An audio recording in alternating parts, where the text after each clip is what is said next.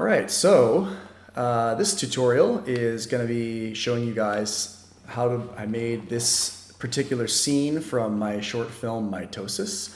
I thought it would be a fun one to do because it's dynamic, it's colorful, it's fun, and it's also really, really easy to do. So yeah, without further ado, let's just get started and jump into Houdini here. So let's put down a geonode. Let's call this hair coral. Cool. All right, and let's put down a sphere. And let's just maybe give it like, let's do polygon, give it more frequency here. Something like that. Okay, let's clip it in half. Great. Okay, let me actually just save this really quick. Okay, so we've got this. Great. The next thing we need to do is scatter some points on it. Actually, let's make sure it has normals, which I don't believe it. Well, I guess it's got it on there, but let's just put down a normal node anyway, just in case. Give us specific normals. And then we're going to scatter some points on there.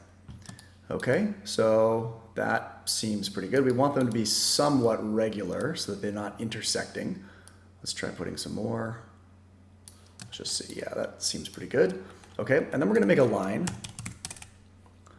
And let's give this line, let's turn on the little point thing so we can see here. Let's give this line like, I don't know, 16 points, something like that. Okay, and then we're going to go copy 2 points. And we're going to copy this line to these points. And that looks like shit. Cool. What is happening? That's strange. Okay. I wonder if that's a viewport error. Let me try viewer, scene view. No, it is not. Okay, so let's make sure this has the right normals. Yeah, that has normals on there. Oh, I think it's because, let's try transforming this. This probably needs to face in the Z direction. Just put this 1 in Z, there we go. Yep, so, okay, that's it. We don't need this transform. So this line needs to be facing in the Z plus direction. Otherwise it'll align weirdly. So there we've got this. And then the next thing we want to do is we want to create a group. We want to group only the bottom point here. So only the first point. So let's put a resample here. We can just do this pretty easily. And we don't actually need to resample it. We just want this curve U attribute. So if we hover over this thing and click curve U, you can see it goes from 0 to 1. So it gives us a 0 to 1 attribute there. And we can use that to create a group. So let's, let me stop visualizing that actually. It's gonna upset me. Okay, so we'll use group expression. And we want to set this to points because we want to create a point group. And the expression we'll use is at curve U, which is our attribute, is, let's say, equals 0. Let's try that. There we go. So basically it groups the first point on every single one of these. So cool, and we'll call this pin. Okay, great. Okay, the next thing we need to do is just send this to vellum. So let's go vellum hair. Let's put this in. Oh, crap. Put it in the first slot there. Okay, and then we want a vellum solver. By the way, here's a little trick here. If you basically select the final node or whatever node you want to connect something to, and then hit tab and type in whatever you want, so vellum solver.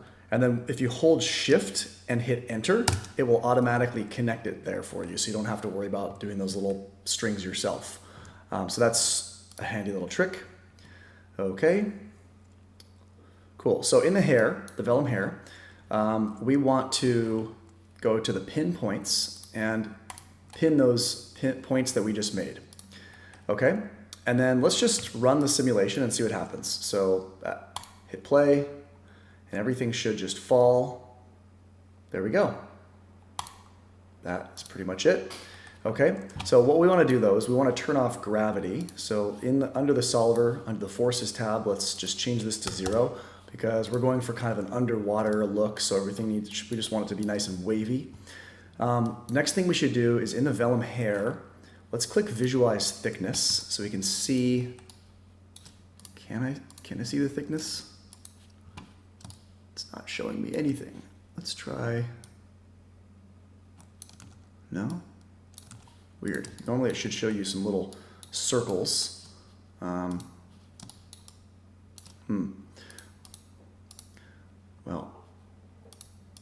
let's just leave it like this for now and let's just see what happens. So, okay, let's dive into the solver.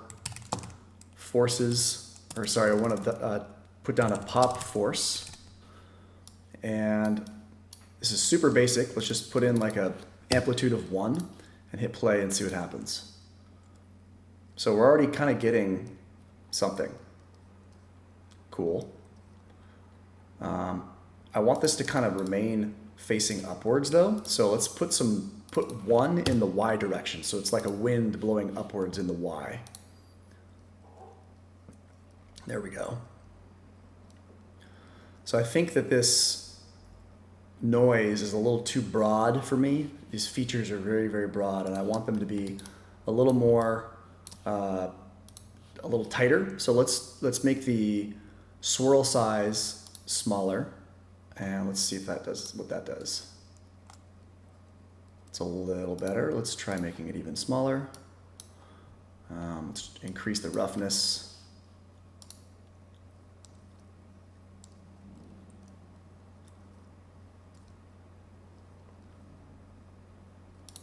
Let me try increasing the amplitude. So just kind of play around with this till you get a look that you like. Yeah, the amplitude I think is helping. The other thing I want to do is I probably want to adjust the settings in the actual vellum hair node. So right now these are kind of like, these feel kind of stiff. I want them to feel wavier. So under the vellum hair solver, we can come down. I don't want them to stretch at all. I want them to remain the same length, but the bend stiffness I can decrease. Let's put this all the way down to 1E minus 10 and see what that does.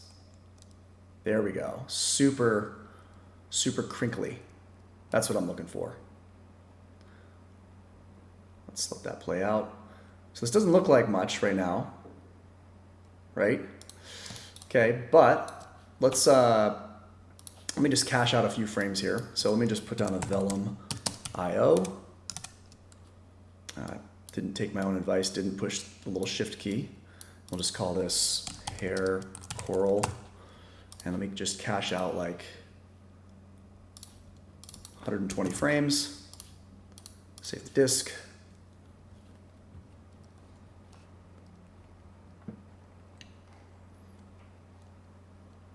Cool. So we've got that. Let's put this in a polywire. Before I put it in a polywire, I want to change the wire radius to be really small, like 0.001.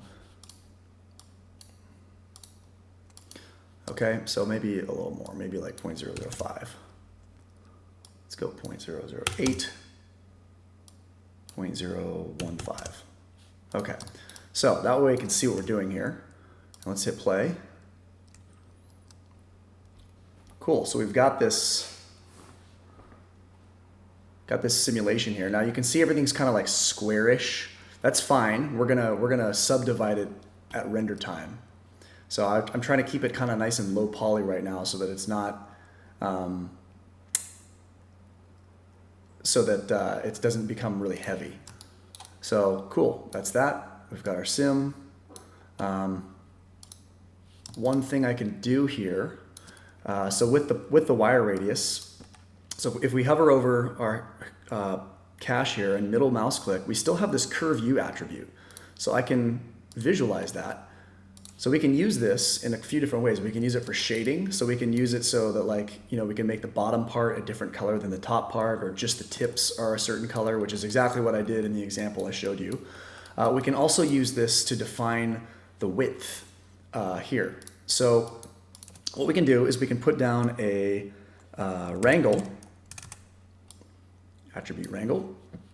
And we'll go f at width equals at curve u. And let's just see what that does. Nothing. So if I come to wire radius here and I type in at width, it fucks everything up. That's because it's from 0 to 1. So what we need to do is it's way too huge. We need to remap it a bit.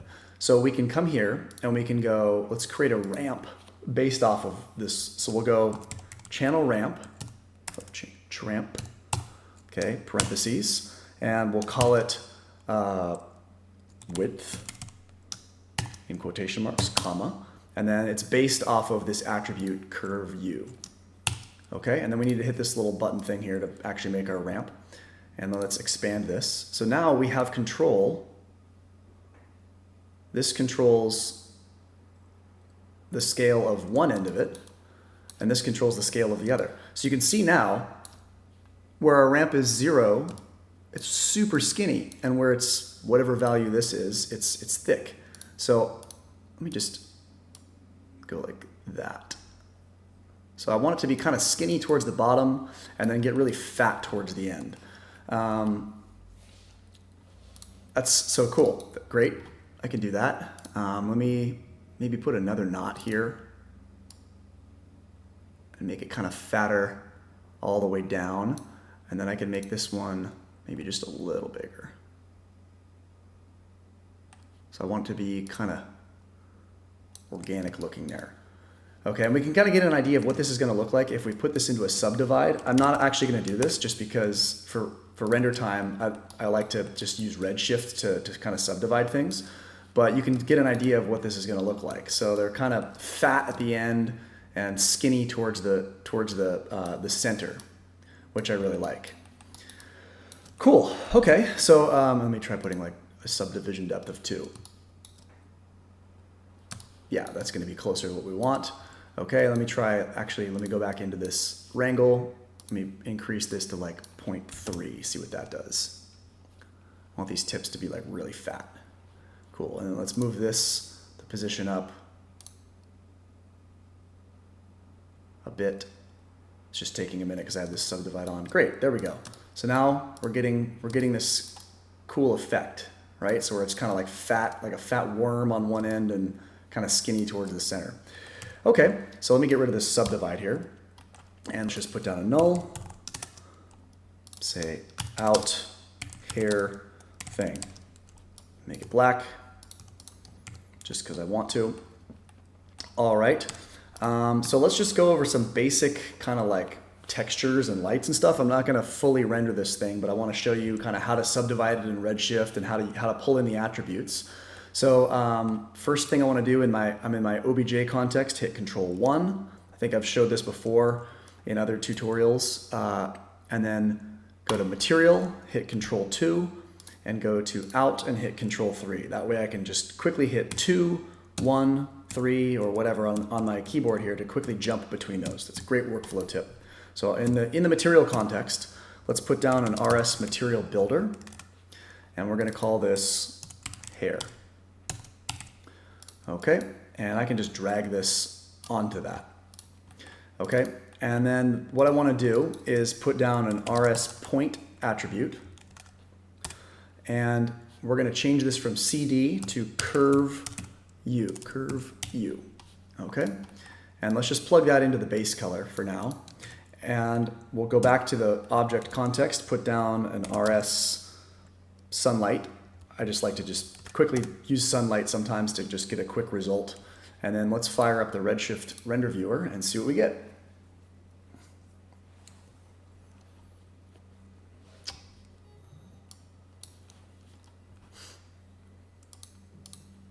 We get nothing. And why is that?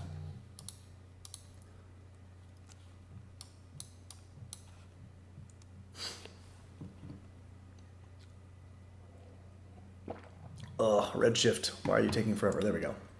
Okay, so let's jump into our camera here. Click the little lock button so I can kind of move around. Let's get in nice and close, like this. Okay, And then let's just kind of move our light around here so we can so it casts some nice shadows. We'll just move the horizon height down so I don't have to look at that ugly thing. Cool. Okay. So we have our crappy looking coral thing here, right? Okay. So what we want to do first, I'll show you how to subdivide this if you don't already know. So if you just hover over the node, the geo node that contains your geometry that you want to subdivide, you can come to this Redshift OBJ tab. And then if you go to tessellation displacement, just hit enable tessellation, and that is going to subdivide this thing at render time. So it saves you a lot of memory by not using up, you don't have to use a subdivide to actually create extra geo. This just does it at render time. So you can see in the viewport, it's still all chunky and square and crappy. And then in the render view, it's nice and smooth the way we want it. Okay, cool. So that's that. Let's go back to the material and let's try to figure out how to make this look cooler. So let's see if this is working. Let's put down a ramp in between here. And let me just change this to like, I don't know, infrared. Great. So it is working. So you can see towards the tips it's red, and then towards the center it's green. So I can change this to whatever I want it to be. So let's do like, I do like this purple. Let me get rid of this green. Get rid of this guy. Let's make this kind of yellow, and then bring this blue up. So if we can kind of choke it towards the tips, so only the tips are a certain color. It's kind of cool, right? So you have a lot of control over this. And then what you can do, what I like to do, so in my example, in the sample I shared earlier, I think this thing it's sort of rotating in hue as it moves. So the way you do that, you can just put down a color correct node in between here, and you can just go to this hue shift tab and just kind of move it around like that, and you can get some interesting results. So basically all I did was I just keyframed it from 0. So let's just start here, 0, and then I went to like frame 120 or whatever, and then just went to 360. And then if you hit shift and click on this, it opens up the animation graph. And if you drag select these, you can just make it constant so that it moves at a constant rate. So you can now see it's sort of shifting in hue as it moves, and it's not updating the movement in the Redshift viewer. You got to refresh it to actually get these little things to move, but it is changing the color, which is good. There, cool. So that's kind of cool. I don't know if I'm actually liking this combination here. So let's try like, I don't know, plasma. What is plasma? That's kind of cool. It's fun. Let me try moving this, choking these up again.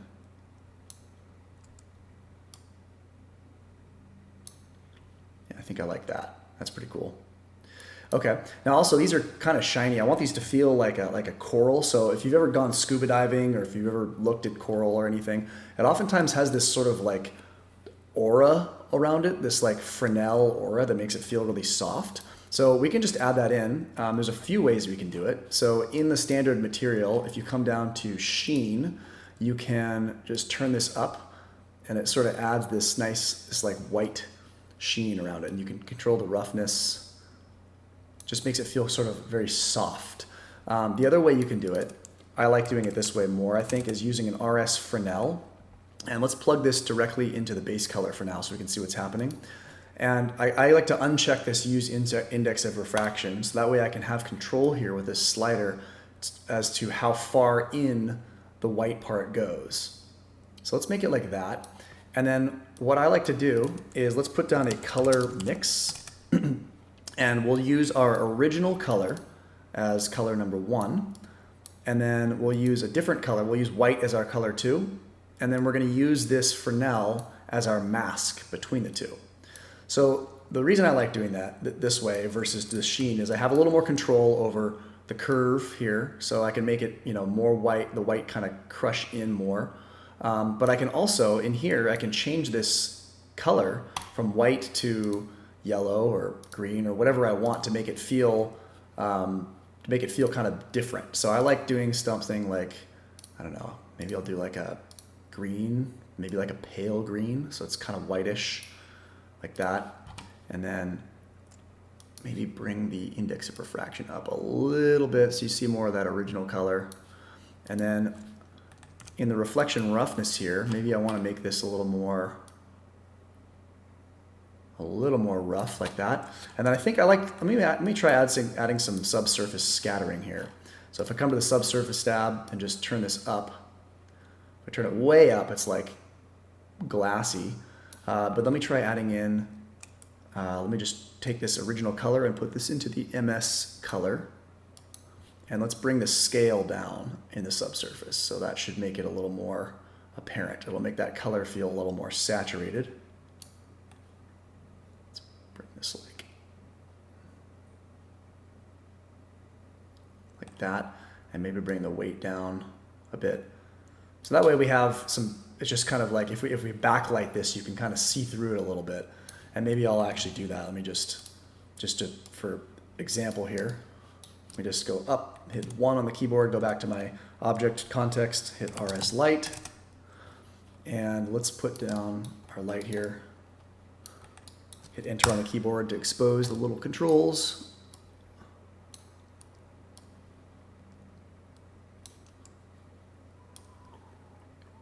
Let me actually just turn the sunlight down so we're using more of this guy here.